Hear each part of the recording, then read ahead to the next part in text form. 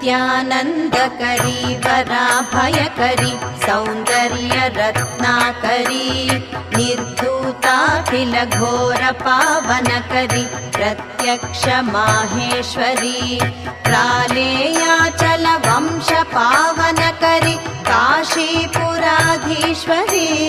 भिक्षां देहि कृपावलम्बनकरी मातान्नपूर्णेश्वरी नानारत्नविचित्रभूषणकरी हेमाम्बराडम्बरी